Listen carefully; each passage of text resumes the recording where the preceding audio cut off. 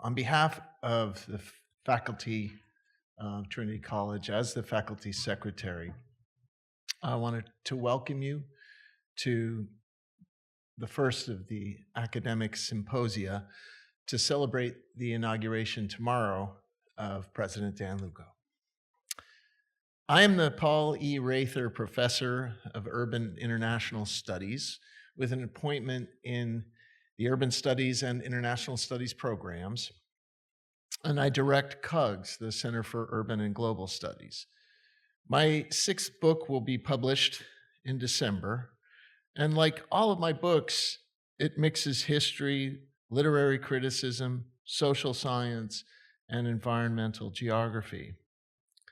Having spent 16 years at a Research One university, where I was literally the first person jointly appointed between units in the humanities and natural sciences, even though I'm a social scientist, I was really excited to return to the liberal arts college environment and the NESCAC, having been a Bowdoin graduate, in particular because such interdisciplinarity is a natural fit. This panel appealed to me from the start because of its approach to the notion of creativity, which crosses all of the divisions, with the arts, humanities, and natural and social sciences well represented and expressing creativity in a variety of ways. I'll leave it to our moderator to introduce the panelists, but I do want to briefly introduce our moderator, Dr. Laura Holt. I first met Laura in my new faculty orientation program, where together with Professor Chris Hager from English and American Studies, we analyzed syllabi, notably my own syllabus for a new class I was offering for the first time in fall 2011, the Introduction to Urban Studies. So I saw right away how Laura manifests Trinity's commitment to interdisciplinarity and to fostering the teacher-scholar. Laura is a Trinity alumna and the chair of the psychology department. She specializes in highly impactful research on substance abuse by adolescents and college students. She's also the recipient of a major grant from the National Institutes of Health, National Institute on Drug Abuse. She's also been engaged in the design and evaluation of community-based prevention programming, while her own research lab focuses on optimizing the well-being of college students. At Trinity, she's been honored with both the Hughes Award for Teaching Achievement and the Charles A. Dana Research Professorship. So I'd like to welcome Laura to start our symposium.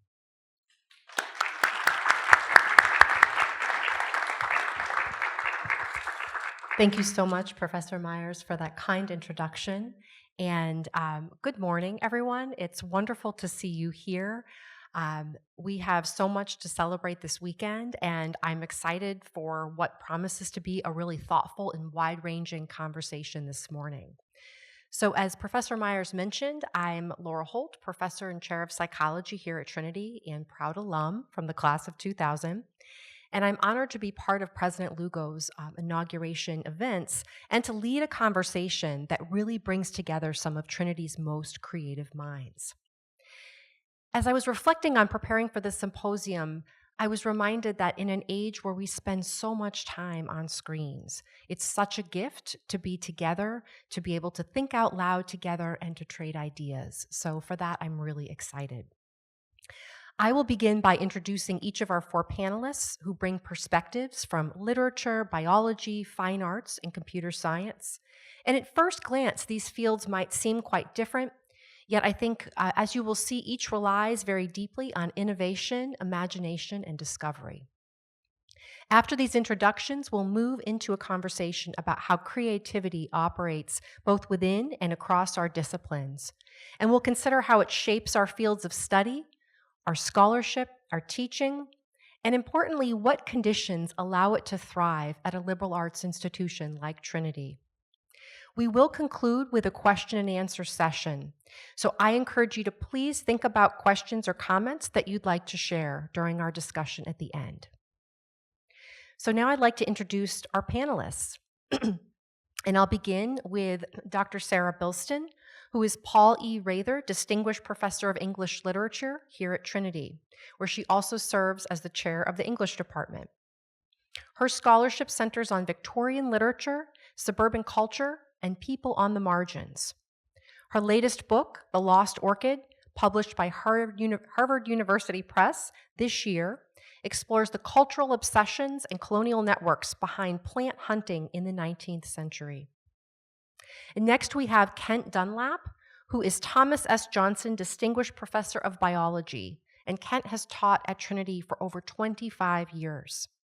His research bridges physiology, neurobiology, and evolutionary biology.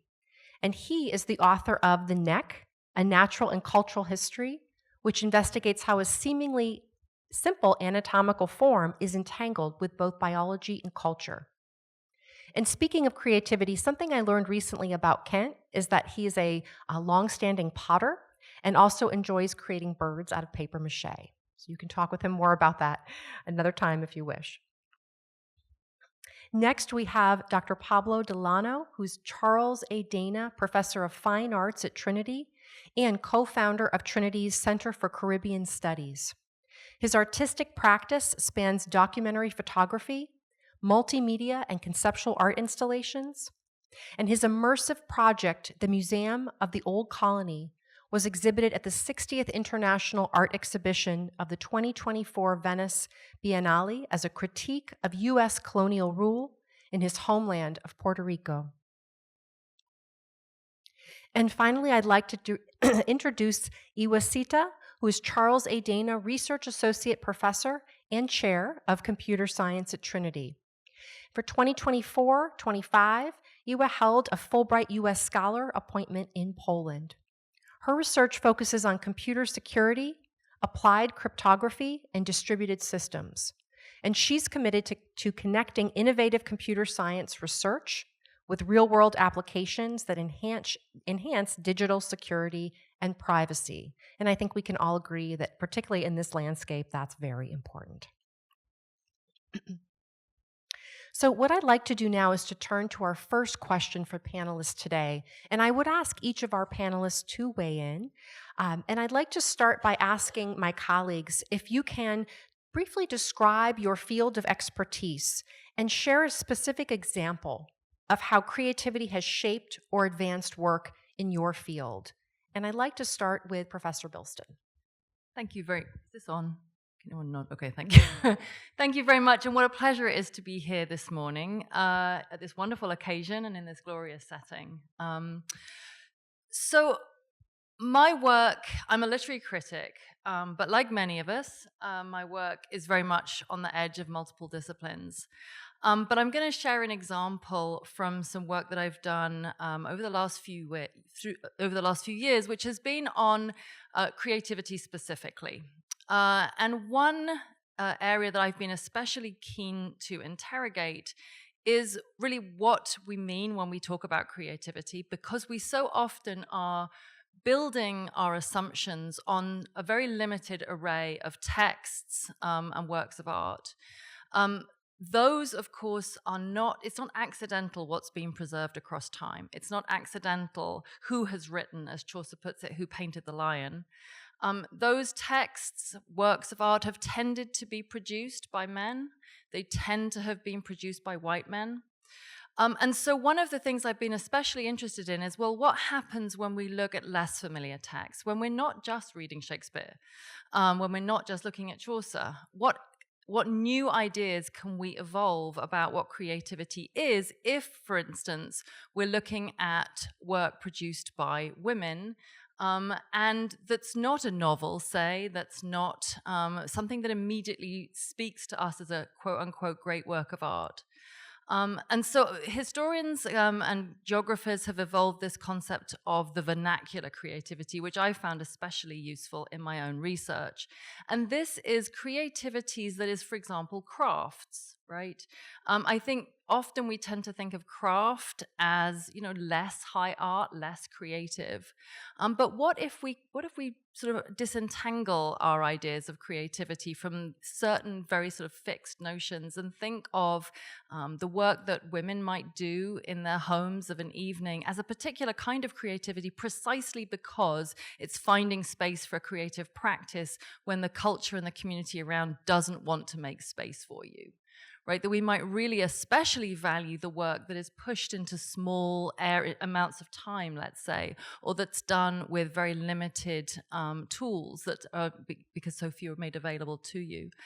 So, as I say, I think one area, one question that I'd like to just put on the table is, maybe creativity isn't always just the work of the great thinker. Maybe there are forms of creativity that are more hidden that we might also want to attend to.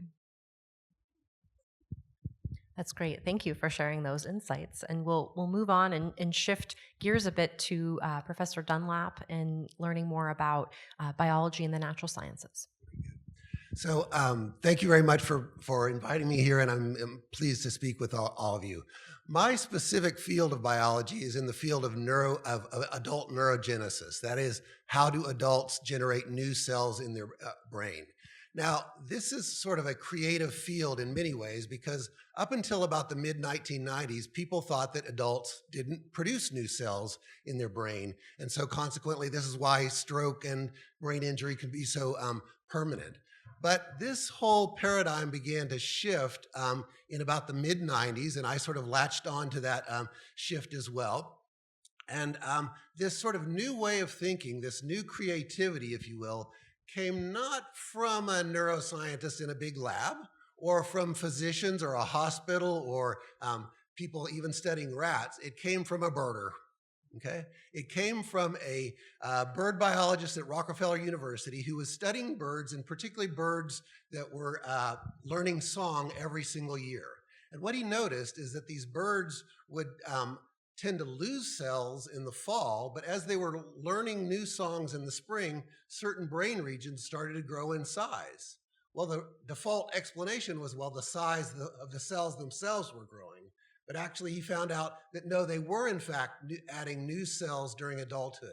And so this was sort of the new creative thing that came to the field of neuroscience in the mid-90s, and I've carried on with that. But I think it's notable that where the field sort of drew creativity was not looking once again at rats and humans and mice and so forth, but by looking at a totally different part of the natural world. And I think that the larger lesson there is that one way that you can think about creativity is not so much about inventing something, but by looking other places. And Sarah has mentioned this a little bit. And certainly we know that the natural world is about the most creative thing out there. Through billions of years of evolution, they've tried practically every experiment, these creatures on Earth that surround us. And so by looking at how other creatures solve certain problems, you can begin to expand your notion of what it is to be on this Earth.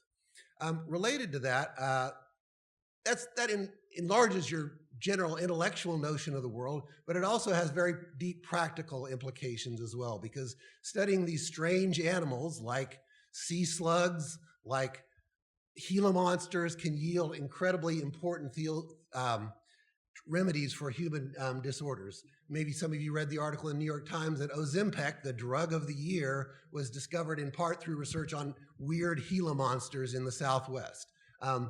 And I want to tell just another story that's related here to Trinity about a young man in the mid-70s who was an IDP student, interestingly, and he took an animal physiology class in LSC right over here, and he studied all kinds of animals in there, not just humans and mammals and so forth, but strange sea creatures and so forth.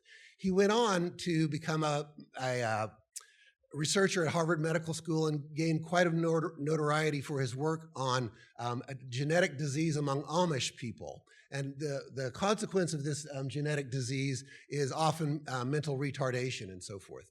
So when he was thinking about how to treat this, he had, of course, many sources of input, but one of the things was he realized that these patients that were metabolizing proteins a little bit differently than a typical child were metabolizing the proteins much in the same way that sharks were. And he remembered that from his animal physiology class that he took as an undergraduate over here. So I think it's worth then thinking about how nature has done all the creativity we ever really need. And in some ways, we just need to tap into the creativity that's already out there. Thank you, Kent. And already I think we can see some common threads in some of our panelists' comments. Professor Delano, would you mind going next? Thank you. Thank you, and thank you all for inviting me. As my fellow panelists will remember, when we discussed our panel, this is a question that left me a bit stumped because it's what I do all day long, from the moment I wake up to the moment I go to sleep. But I'll tell you a little bit about my artistic practice and a little bit, hopefully, about how creativity has shaped or advanced my work. But I think I'll have a little bit, probably more to say later on with some of the other questions. I'm a visual artist. My practice has ranged from documentary photography and visual storytelling to conceptual art, sculpture, art installations, as Laura mentioned. Creativity invention is at the core of what I do from the moment I wake up. Being born and raised in the Caribbean, specifically Puerto Rico, has always had a profound impact on what I do. For the last 10 years, my work has specifically focused on a huge, ongoing, and ever-evolving project that might be described as a performative or fictional museum called the Museum of the Old Colony. It addresses U.S. colonial rule in Puerto Rico and the fact that Puerto Rico has never enjoyed self-rule since the arrival of the first Europeans. So, although my field is visual art, it also engages deeply with history. So, being in a liberal arts environment and getting to know historians has been very useful to me. So I'll just leave it at that for now and come back to pick up with some of these themes with the other questions. That's great. Yes, we definitely look forward to hearing more from you. And Iwa, would you like to comment as well? Of course. Good morning. It's absolutely delightful to be here and celebrate, and particularly in person. So in preparation for this panel, I've been actually reflecting quite deeply about computer science and creativity. At first, when I was invited, I was a little surprised that I would be selected for it. But the more I thought about it, I realized that computer science is inherently creative and innovative. If we look back to 1970s and the shift from large specialized machines to general purpose devices that put computing power in the hands of all of us, that fundamentally shifted our world, our lives. And we're in the midst of another tremendous transformation with the rapid advances in AI. So I'm a computer scientist, but my work is in applied cryptography and distributed systems. In a nutshell, applied cryptography deals with finding solutions to securing our data, our communications in ways that has to conform to the real world, and that forces us to think very differently about what's possible. When it comes to distributed systems, we're looking at approaches to enable large networks of computers or entities work together to accomplish a common goal. For example, in the case of a blockchain, maintaining a distributed ledger or running a global application where we can split the workload across. And in many ways, we work with constraints that forces us to be more creative. And I really felt it's important to show a couple of examples from both fields where creative thinking really fundamentally changed those fields. And I would start with distributed systems and the invention of proof of work consensus, which underpins Bitcoin. Up until then, we had not had a chance or an ability to implement a robust consensus method that allows a large number of mutually distrustful people to agree on something. And proof of work was a simple idea that said, how about we have people solve a cryptographic puzzle? They're going to get reward out of it, and the first person to do so gets to add a block to a blockchain, propose the next state that we all agree on. And that basically building that incentive into the first person who gets to do that proposes something, and everyone else needs to fall in line if they want a chance at the next incentive.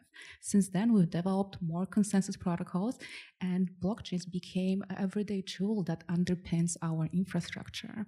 When we look to apply cryptography, I would like to go back to World War II and amazing women who work for the U.S. Navy and Army solving enemy codes. Those women, in many cases coming from liberal arts institutions, were essential to our code-breaking efforts.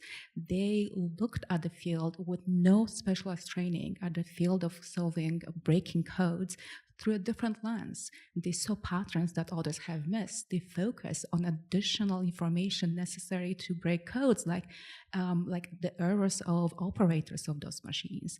In many ways, they put out false information out there to force those encrypting messages to encrypt messages that would leak information about those codes. And literally, in this case, their creativity changed the course of history. Another great example, 1970s, the invention of public key cryptography. Until then, we thought about encryption, basically protecting our data in a very specific way that utilized a single key. One key that was used to encrypt a message and the same key to decrypt. As you know, keeping secrets and sharing secrets is incredibly tough, especially at scale over an unprotected network with adversaries watching. So Diffie and Hellman, two prolific researchers, asked the question, why not have two keys? Why do we have to have a single key? And the idea of having a public key to encrypt messages, the key that can be given to everyone, right, was born with corresponding private key for decryption. That shifted our ability, what's possible in that very moment, and the idea of public key cryptography underpins our digital security.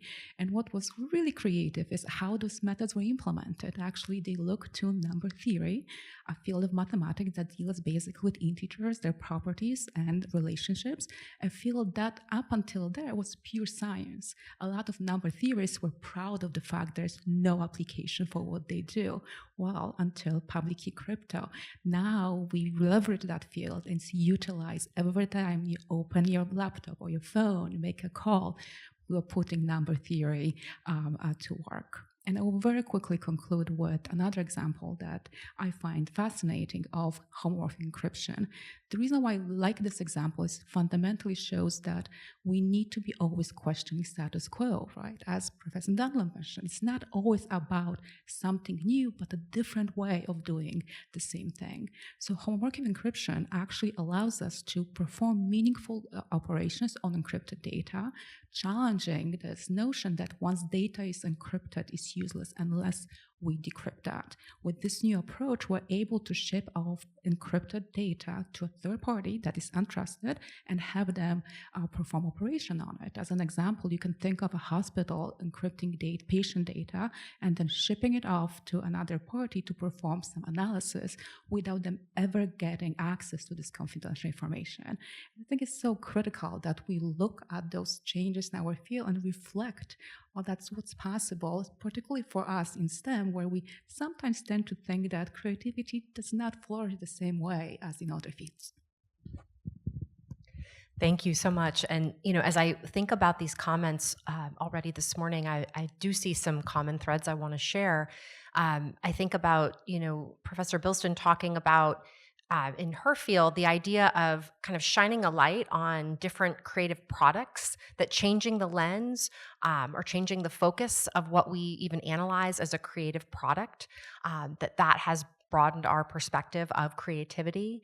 And as I think about some of our other panelists' comments, Kent in particular talking about the finding associations between the natural world and human functioning and how beneficial that can be, almost being able to loosen those associations to not stay rigidly just within a particular species or within humans, but to be able to think more broadly and that leading to discovery. And at the same time, you were talking about this idea that working within a constrained system, like being able to be creative even within the constraints of particular systems, and how that has led to creative solutions that work within those constraints. So, I just thought I'd like to share just a few reflections as I was similarly to Ewa, when I was thinking about creativity in my own field, I realized I hadn't really stopped to think about it very much in the field of psychology, but I'm a clinical psychologist, and so my focus is on understanding the causes of psychological conditions like depression, anxiety, ADHD, and effective treatments for those conditions.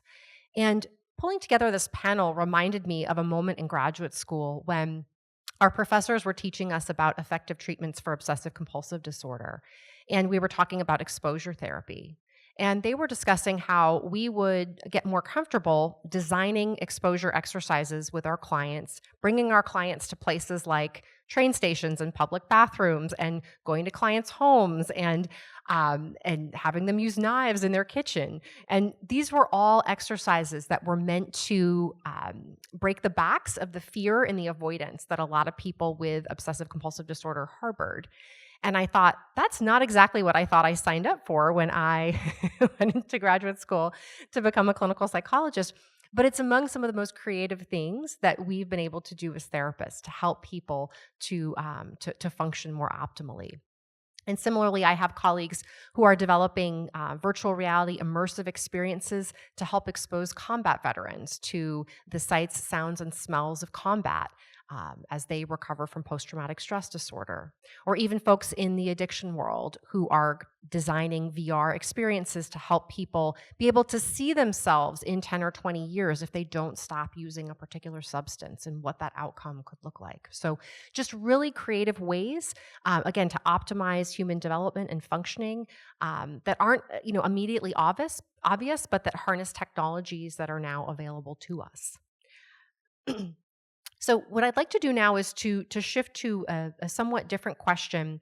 And I'd like to hear from at least some of our panelists as you think about your own teaching and scholarship. How do you apply a creative process? And I'm curious about what types of challenges or opportunities that you've experienced bringing creativity into your teaching or scholarship. So I'd be happy to have anyone start who feels compelled to respond. Should I take this one? Sure. Thank you. So this is, I'm sure all of us who teach think about this all the time, right? How do we excite our students? How do we make them want to come to class? How do we make them proud of what it is that they're doing? At the moment, I'm teaching a course, it's called Victorian Short Fiction. And one of the things we're looking at is we're looking at the rise of the short story in the 19th century. And just to say that the short story really emerges and takes off in the 19th century. And although we tend to associate the 19th century with the novel, actually some really exciting stuff was happening in short fiction.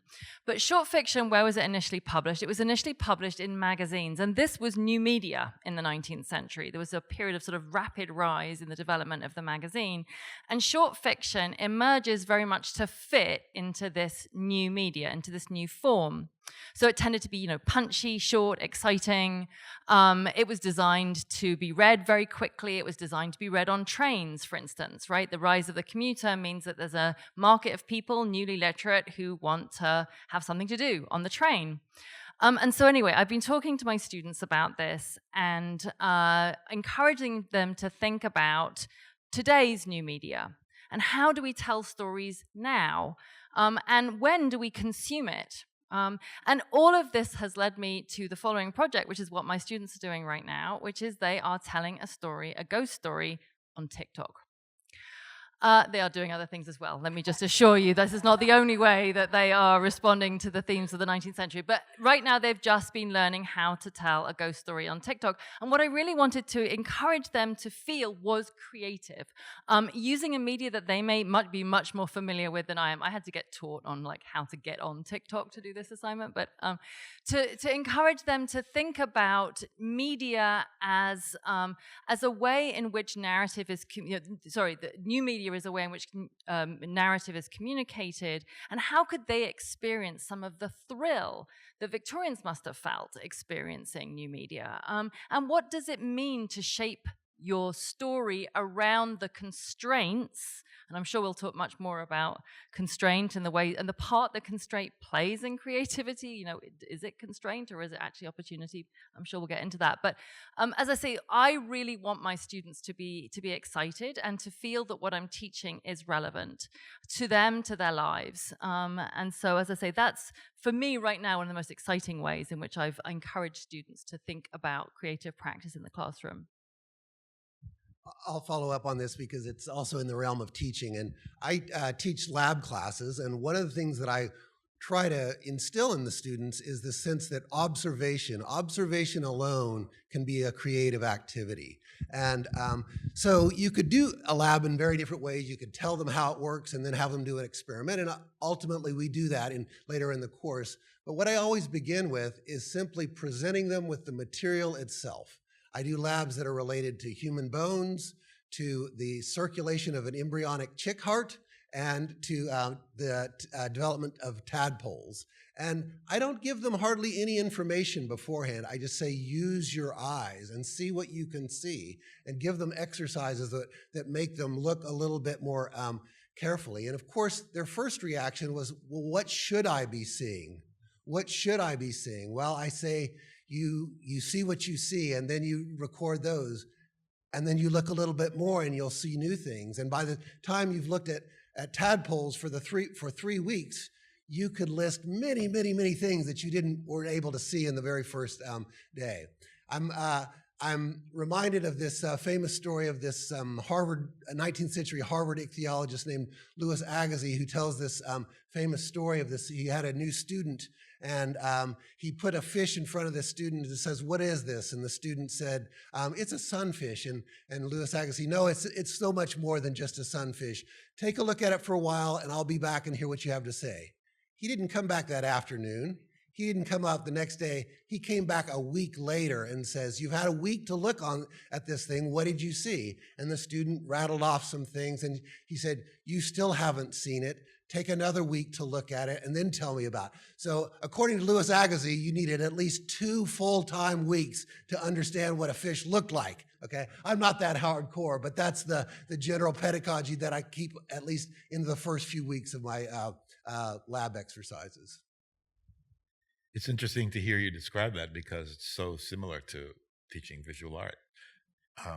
So I do try to get. I mean, I'm gonna start to repeat some of the concepts that we've already covered because it's part of the process. I try to get students to be introspective about the creative process, which is often thought of as just fun or entertaining, and it's so much more than that. I try to get students to understand the importance of the need for structure and self-imposed guidelines and rules that you set up. Not they can be assigned, but it's much more meaningful when a student understands they have to set them up for themselves. You have to make your own rules for your own freedom. Actually, it frees you up to improvise. For example. The importance of taking risks, and the importance of failure and learning from failure, and the importance of understanding that when something doesn't work, no matter how much time you put into it, and no matter how much in love you are with a certain particular part of a painting or part of a piece of work, if it doesn't work structurally within the whole, you must abandon it or destroy it, no matter how much work you put into it, and no matter how much affection you have for that particular thing. If it doesn't work within the structure of what you're trying to do. I'm just going to very briefly add something to that, because we deal with the same problem in computer science. Our students get so attached to the work they produce, particularly when they start to code.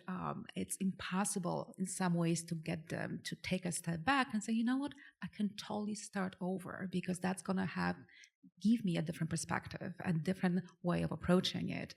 And that's it's a powerful realization for them to get. And the ability of letting go really goes across different fields, right? So I would like to direct this next question towards our colleagues in the arts and humanities, so for Sarah and Pablo. I know we've maybe alluded to some of these themes, but I'd like to talk about it more explicitly. I think in the arts and humanities, creativity is often seen as effortless or innate. You're creative or you're not, right?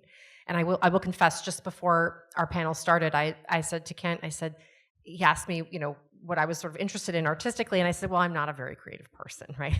So I fell right into that trap. But I do think that we often talk about it as something you're good at or not. And so I'd like to ask our colleagues in the arts and humanities, what is something that you think people misunderstand about the creative process in your discipline, and how would you help to reframe that view? Shall I go first, or do you want to go first, Pablo? I'll take it if you want. So this is something I think about a lot, because I think it's important to think about the differences between activities, and actually the creative process. So one of the biggest misunderstandings I come up against constantly is that art is supposed to be fun, or entertaining, or relaxing, or a nice way to pass the time on Sunday. It's the opposite is true. I mean, I found after a lifetime of deep engagement in, I guess, what I with difficulty call the creative process, the opposite is true. It's supposed to be a continual struggle filled with self-doubt, but can bring you exhilarating moments and moments of incredible fulfillment, but also moments of deep depression, and it could be an emotional roller coaster, and that's what it's supposed to be. Another misunderstanding is that to make a work of art, you plan what you're going to do, you draw it out, or you make a sketch, you make a design, and then you execute it like a coloring book. And when you fill in the last thing, you're finished. Or if you go over the line, you make a mistake. In reality, the process has to be an open-ended process of discovery, requiring constant changes, constant revisions, constant adaptation, adjustments, looking at what you're doing, like the guy looking at the sunfish, and making adjustments and adapting to what you're doing. You cannot think while you're working, but you must also continuously think critically about what you are doing. So those are kind of hard things to wrap your head around. Like, how can you proceed in a thoughtful way, but at the same time not be thinking? So that leads to this question of trusting your instincts and intuition, and raises questions about how it is that you train. Can your intuition be trained? Because you have to be working in an intuitive manner. You have to follow your instincts, but if you stop to think about what you're doing, that's not being instinctive. So what's this relationship between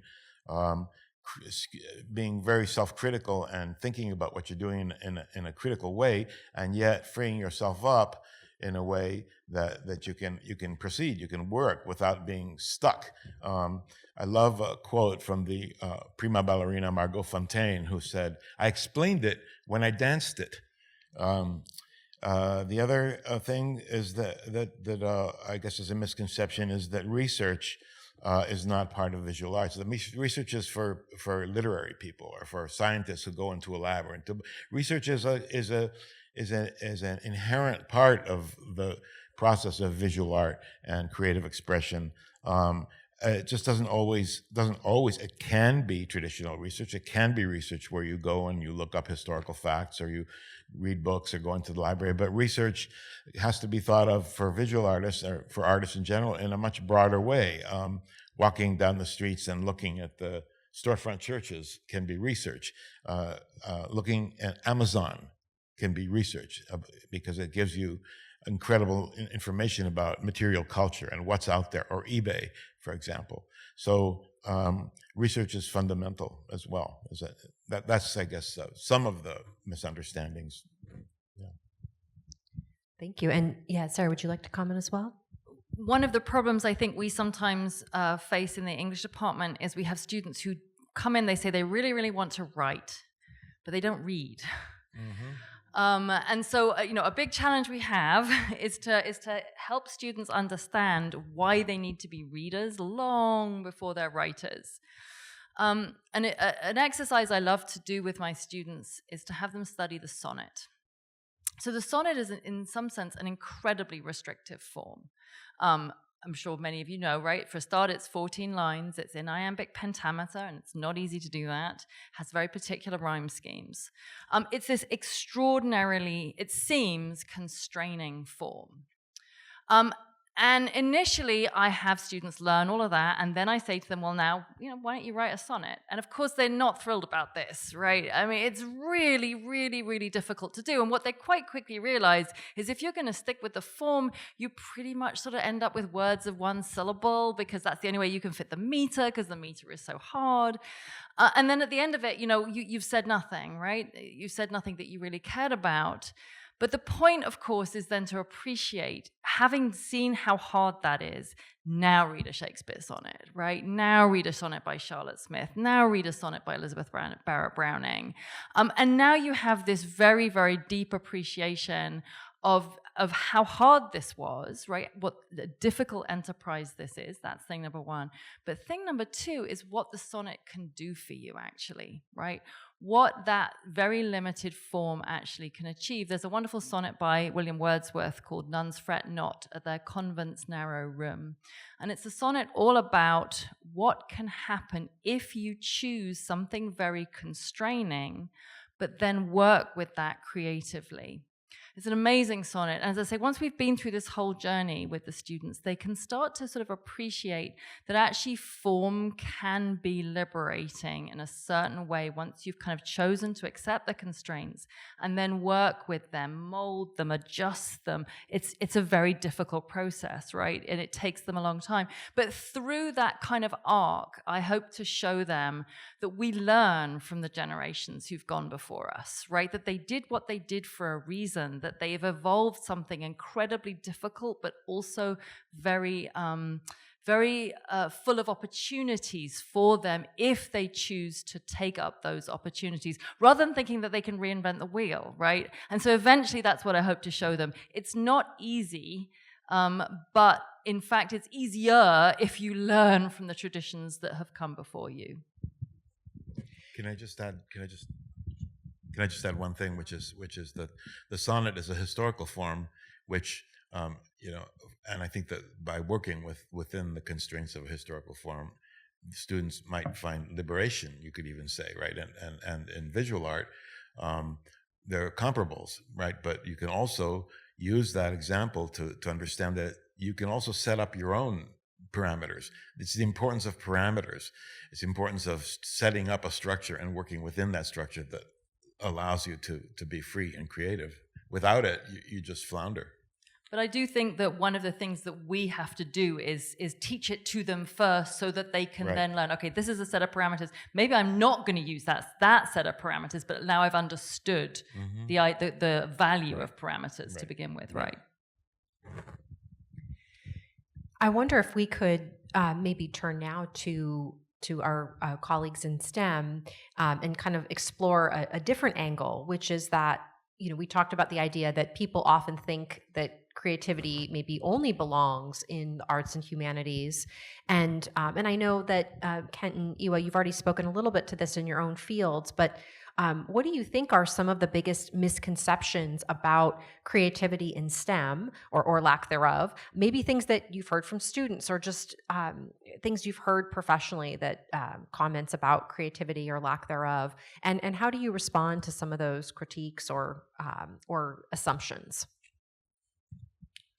Well, I think that one common metaphor for scientific discovery is the light bulb, right? A light bulbs go off and you see something new and then you run with it. Well, I don't want to disparage anybody who's had a light bulb moment, but in my own career and those of many I've seen, that is not the typical route to creativity. So I think maybe a different metaphor might be one of clay. It may surprise you that I bring up that metaphor, but you can think of it as an idea in its initial stages as a very simple sphere of clay or something like that. And you take that simple sphere and you press it against the world and you realize it doesn't fit all that well. So you need to make some modifications to that idea of how the world works. And so you put a dent in it or a projection and then you press it against the world and see how that works. And yeah, that fits a little bit better and you get pretty satisfied, but then you see some other observation and now the sphere or the blob that you have still doesn't fit and you try to modify it a little bit. So I'm going to use a word here that Sarah brought up, and that is you mold your idea about how through persistent looking and reshaping your idea according to what you see. And so I think the light bulb does happen, but I think it's way overplayed in popular notions of science. What a great question. Obviously, the notion that people in STEM are not creative is held by a lot of people, often by ourselves as well. And I think it really has to do with what we think creativity is. Actually, as scientists, maybe we should have led with a definition of creativity, because it seems that we are working with potentially different ones, right? And I think of myself as creative, more so after this panel, and mostly because of the process I follow. As a teacher, I am incredibly organized. I have color-coded slides for every class, and every single handout looks exactly the same. And I think that's great. That's really having that structure is important, but we cannot extend that structure or the need for structure that we have, and definitely our students have, to lack of creativity. Our creative process looks different. We follow standardized methodologies, formal processes, and that's okay. We simply create a different framework with the constraints of the process we follow, within which we can be creative and innovative. What we produce also doesn't look like the traditional work of creative process or art. We might come up with a protocol, a proof, a formula, and sometimes it's kind of, if we're working with a very specific and narrow definition of creativity, it's hard to see this output as creative. And in fact, I would like to argue that people in STEM are more creative, and hear me out here. All right. We do work with very real constraints. We solve complex problems given constraints we often cannot change. We cannot wish away the laws of physics, right, or mathematical limitations.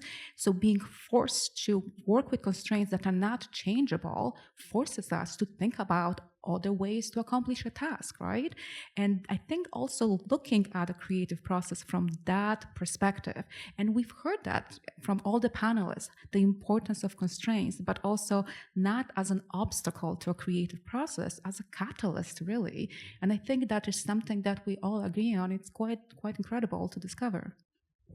Can I just add that I love the expression the light bulb moment, because you can work your whole life and never have a light bulb moment, but you can also if you think thoughtfully about these processes and about all the ideas that we've thrown out today, you can actually create for yourself a situation in which it's more likely that you'll have a light bulb moment by putting the pieces in place. I want to speak to one other thing, is that, as Eva said, that part of what scientists do is that they solve problems. They have a question and they come up with a clever idea of how to answer that question or solve that problem. And I think that's really important. But I think another form of creativity, probably in all our fields, but including science, is sort of how to reformulate a question, how to come up with a different question, not to solve this problem, but see how a different question is really a more important or unexplored question. Just to add to that, it's incredibly important, particularly in teaching, to teach our students how to identify problems. Especially in sciences, we're often given a set of constraints and a problem, we solve it. How do you come up with a problem in the first place? And often in the classroom, we give our students a homework assignment. This is a specific set of problems they have to solve. Exam, the same way. How do we teach them how to switch, go right from someone who's solving problems to someone who can be posing problems? So I think as we, I'd like to kind of continue this conversation by thinking about the future and some opportunities that you might all see, or how you see creativity evolving, and in particular taking into account modern challenges and opportunities, particularly with technological change. So I wondered if most or each of you could speak on how do you see the practice of creativity evolving, and do you think the creative process is unchanged or may need to change in light of, again, these kind of modern challenges and opportunities such as technological change? So I don't know who might like to begin with that question. I don't think the creative process has changed at all, honestly. We have other, very advanced tools, but I'm always amused when I hear people say, isn't it amazing how those Romans could draw such naturalistic figures? I don't think they could, of course, and Romans could do beautiful drawings as could the Mayas and the peoples from all cultures, but I don't think it's that amazing, because I don't think we're any more creative today than we were 2,000 years ago. That's just my own sense of the trajectory of humanity. It's part of what makes us people, humans. One thing I might say is the way that we communicate has really changed, particularly how we can communicate globally.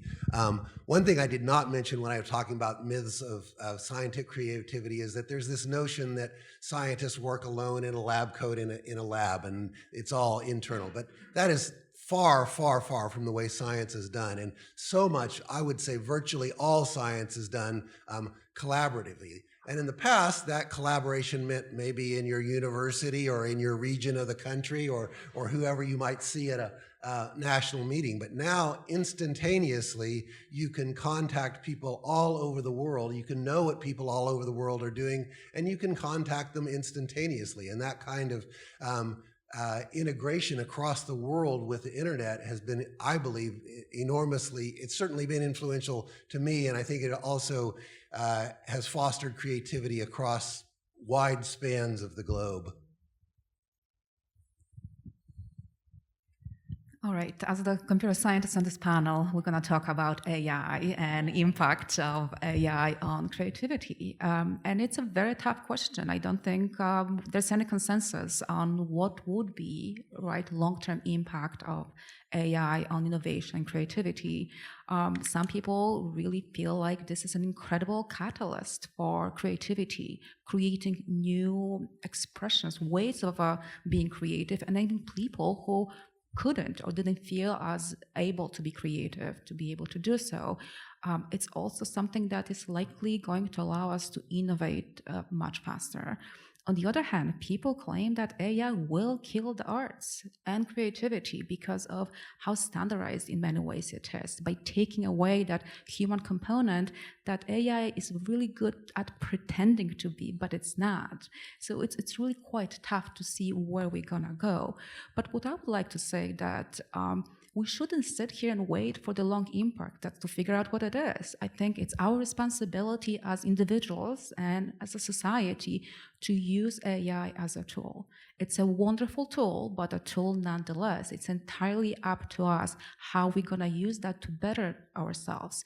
Technology has served that goal as a tool to serve humanity the best we can. And by engaging in thoughtful conversations and taking charge of this incredible transformation, we should be able be in a position to say what the impact will be.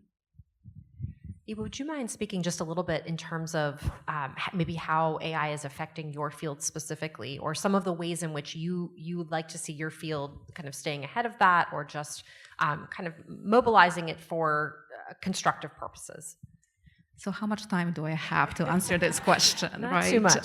So I'm gonna focus on cybersecurity. Obviously, AI, and this is a phrase that we often say.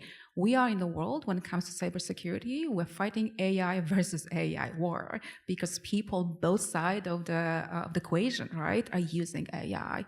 I'll give you an example of phishing. We've been using AI to identify phishing emails. Guess what? Those who are sending phishing emails are using AI to generate it, right? So in many ways, this is a tool that is empowering in some ways people on both sides, and it's quite tough to deal with, right? Because in the past but it's arms race, right? This is something we've seen in the past, but it's also opening up incredible ways to protect our systems. The scalability that AI gives us, the ability to make more human-like decisions, really freeing up humans to do other work. So the impact is great. We're still in the midst of trying to figure out how to harness it, and a lot of exciting work ahead. But also, yeah, it's affecting our classrooms, and I think this is something that needs to be said. At the very beginning of the semester, I had a conversation with my students about the fact that AI and external tools are fact of life. I can't stop them, and I wouldn't want to stop them from using it, but we had to decide how to do it properly. And I really explained to them that if they want to ChatGPT their homework assignment, they absolutely can. And I might figure it out, I may not. My job and the job of our homework assignment is to help them learn. So if we go to a situation where they're ChatGPTing their homework assignments and I'm ChatGPTing their grades, no one is winning. We're all wasting time. And that was, I think, very helpful for them to understand that this is something that the AI, ChatGPT, other solutions, is something that can help them learn, but they have to be very mindful about not taking away that opportunity from themselves. Yes, I would just build on that. The analogy I used, and I didn't come up with this, but one that I think resonated with my students was the idea that if we are using AI for everything, it's not unlike bringing a forklift to the gym. So we can lift the weights with the forklift, and we lifted the weights, but we aren't stronger. And what is the work that we want to do ourselves? When do we want to lift the weights? And what is the benefit that comes from that? And so I'm working with my students to try to be clear about why engage in this process that's messy, that leaves me with doubt or leaves me feeling like a failure sometimes. But what is the value of that process? And when we circumvent it, what are we giving up? And so, yeah, I think it's an ongoing conversation. Pablo, do you want to? Oh, just a quick anecdote which speaks to this relationship of the creative process and technology. Obviously, a huge use of AI is photography and AI-generated photographic images, and I just think it's interesting that the newest generation of cameras have include software that embed into the image files data that presumably will help determine whether the image is AI-generated or will help prove that that it's an actual photograph shot with the camera and not AI-generated. Very important in journalism, of course.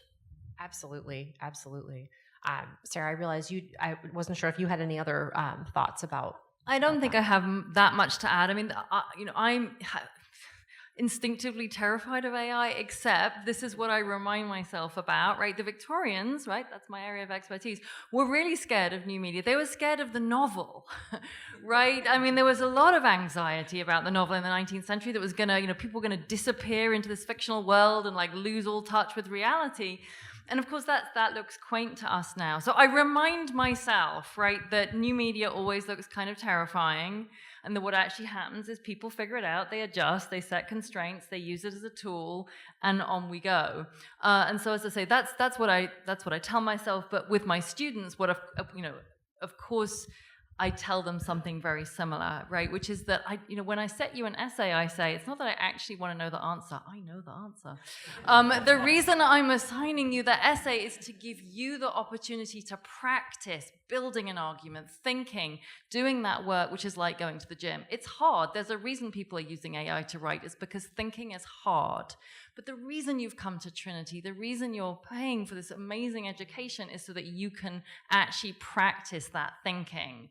And so, yes, as I say something similar to you, Ewa, you could try to fake it, but then what is the point of coming to Trinity? So I'm really hoping to pitch that to them. And I think my sense is actually what I've had them do questionnaires, and they actually say to me that felt very persuasive to them, that they actually don't want to, they don't want to lose the opportunity of gaining from this experience.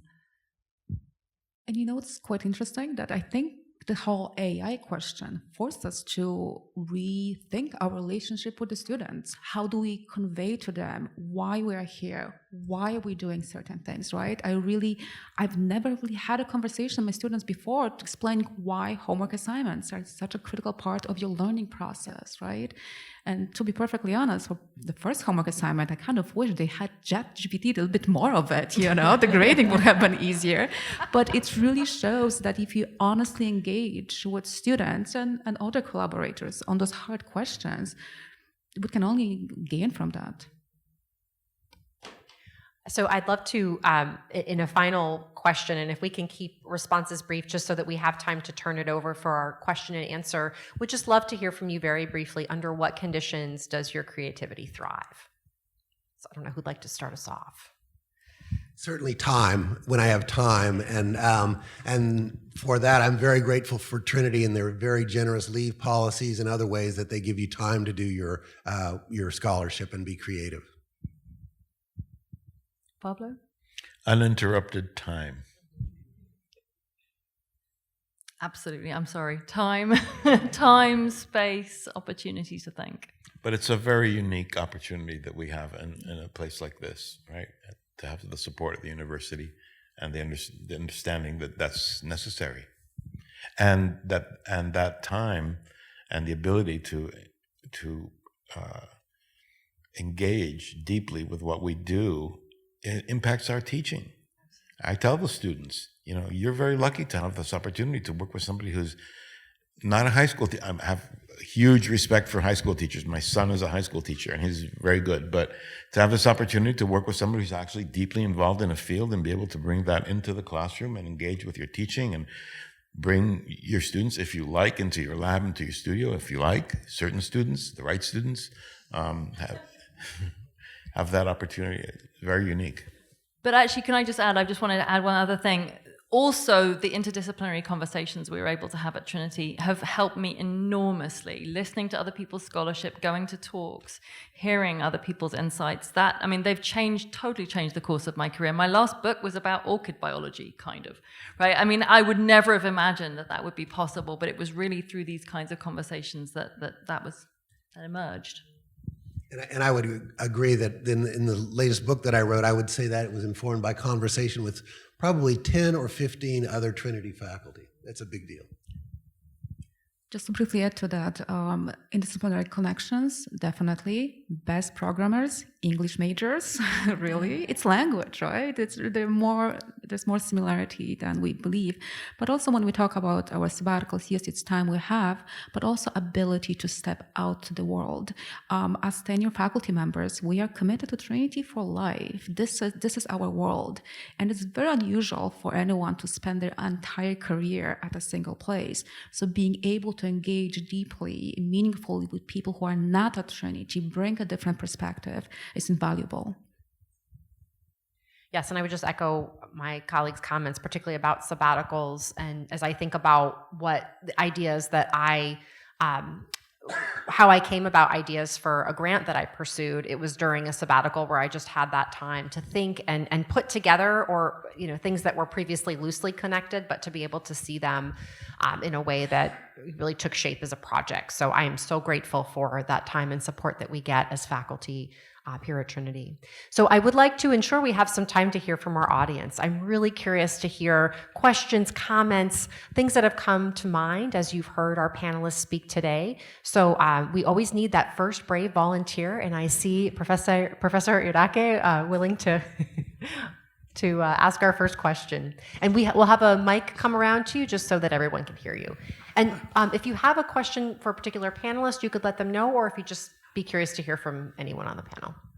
Yeah, thank you. I learned a lot myself from colleagues I know.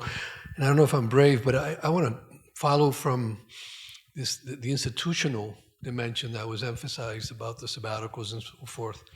I've been here too long, a long, long time. And one of the things that I'm fearful of, though, is that, and I'm glad the president is here to hear this, and we'll hear more about this later maybe, but is that the kinds of insights that all of you, offered with respect to creativity not only require time, but it requires an institutionality that sometimes does not have the tools to measure that. In other words, what I'm trying to get at is, how do you measure, for example, when you have to submit how much you spent? I have a chair, for example, right? And so I get a certain amount of money per year to spend, so forth. In my research, I haven't been able, for various reasons, to go to do my research in Central America, at least in Honduras, where I'm originally from. So one of the creative ways by which I've done that is to literally hire people to do some of the research that I cannot do that. Now, the college has been incredibly supportive of that and allowing me to do that. But let's say, for example, there is a question raised as to, well, how come you're hiring a researcher to do X someplace? Well, that's going to create an obstacle to all kinds of creative things that I've been able to do when the institution has thought broadly about how it is that creative processes not only take place here, but take place across borders. And with this, I end. Are you facing that with respect to, let's say, the international context that is emerging with respect to crossing borders and so forth? Do you see that? Because I know all of you have traveled. I know Pablo, and you've traveled to do a lot of your research. Do you see where I'm going with all this? Maybe not. Is the question more about maybe constraints that folks have faced with their individual work versus institutional constraints? Well, both, because I think that it's as institutions or not only Trinity, but are facing pressures from the national political situation in which to do certain things in a particular ways. And if you don't do that, then to what degree is that going to impinge on the kind of creativity that has been discussed in this panel? That's where I'm going with that. I don't know if that makes sense. I wonder, Pablo, if you have any thoughts, or anyone else? Well, not really, but just the question of travel has become almost a front burner issue now. I have an exhibition in Sao Paulo next year. Will I be able to travel there? Right now I can. I mean, it used to be that I hold a U.S. passport, even though I'm from Puerto Rico. That's another issue that we could talk about, why that is. But in any case, up until fairly recently, you could travel to Brazil on a U.S. passport with no visa. Now you need a visa. That's a restriction that didn't exist before. When my exhibit opens in October of 2026, will I be able to travel at all? All these questions are, pressing. And Brazil is fairly easy to travel right now. There are other places. I was recently in San Juan for another exhibition, and I met my friend, a very renowned sociologist, Angel Quintero. And he told me that he wanted to come by to the opening of my exhibition because the next day he's going to Venezuela.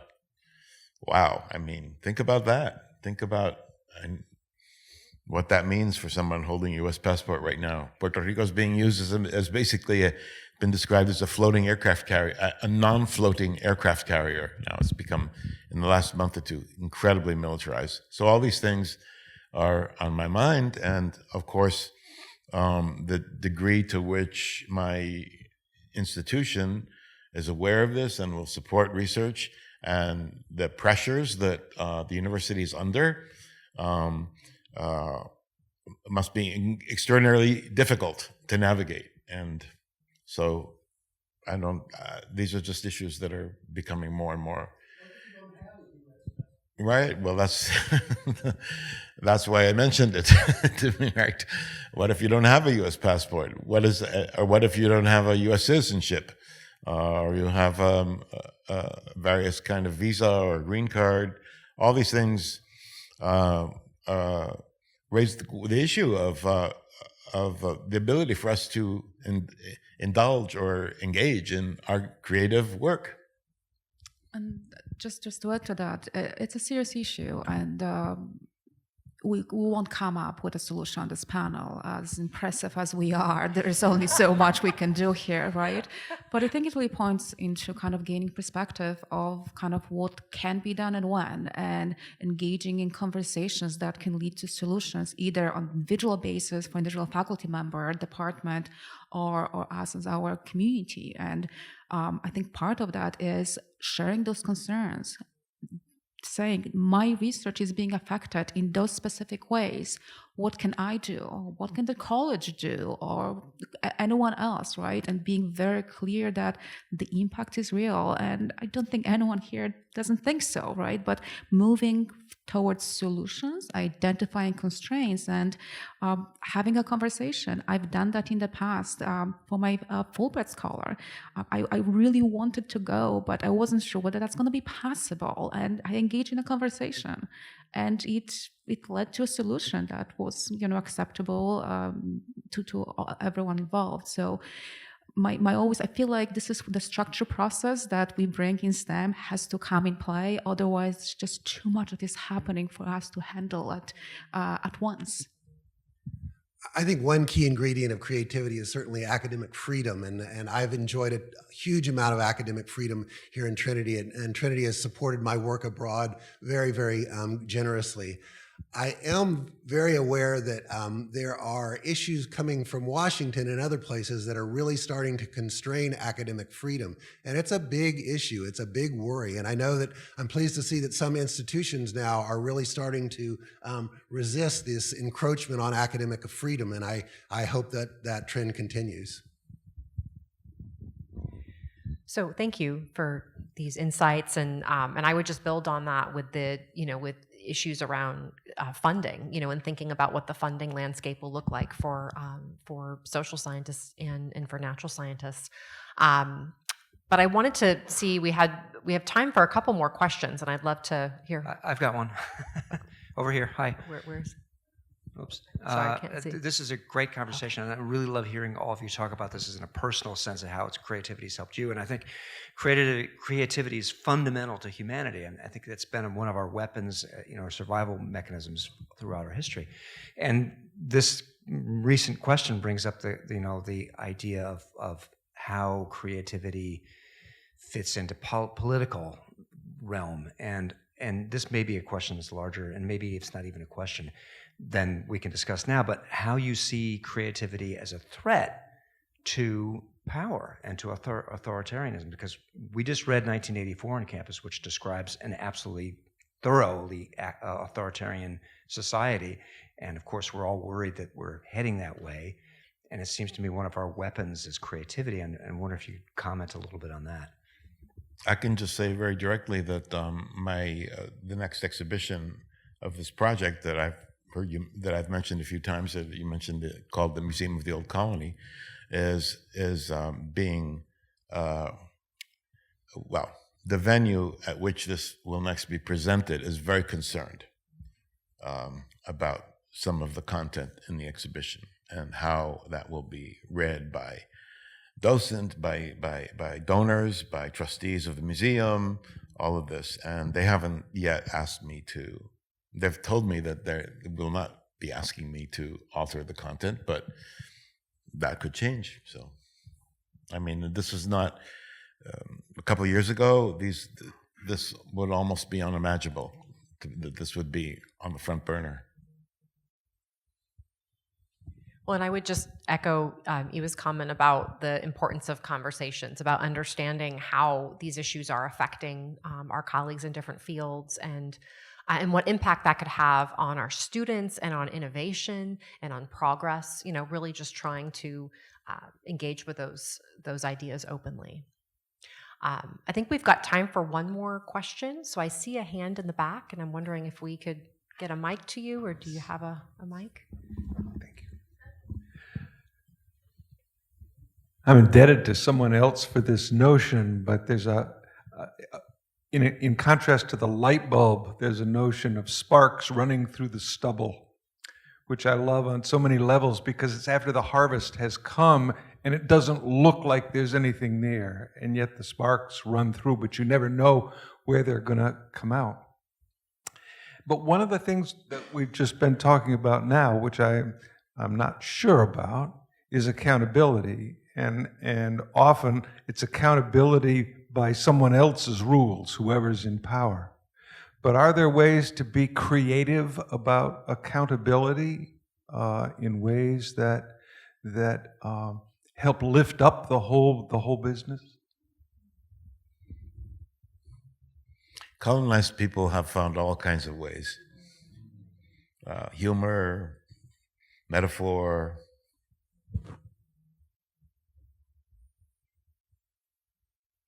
Well, and I think I want to bring this back to our students and thinking about our purpose in being here at Trinity, and it is the privilege of engaging with the younger generation and trying to again kind of reiterate these critical points about comfort.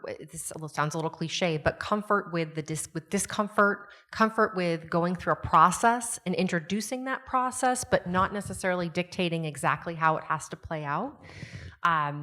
Comfort with imperfection, and just helping our students to trust themselves that they can have good ideas, they can be keen observers, they can make connections, maybe at a pace that we couldn't, a generation ago. So I try to bring it back to our students and just thinking about what kind of modeling are we trying to do for our students in terms of engaging with the creative process, being comfortable with things not always working out, sometimes seeing failure as an opportunity to scrap and start over, or start over with very new insights.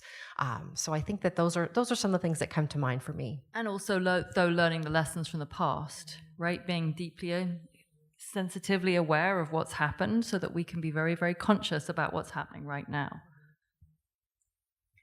So I would like to close just so that folks have time to get to lunch and to our next event, which I'm excited to just to remind you, we have over at the chapel, starting at 1:45, we have Christopher Houlihan, our organist, college organist, and Michael Grubb, a colleague of mine, who will be talking about the art and science of awe. So I hope you'll join us at 1:45 for that. But I just want to take a moment to thank our panelists for their time and their energy, and certainly to thank you for being part of this dialogue. I hope it's a dialogue we can continue on some levels outside of this room. And again, just thanks to our panelists and to all of you. Let's give ourselves a round of applause.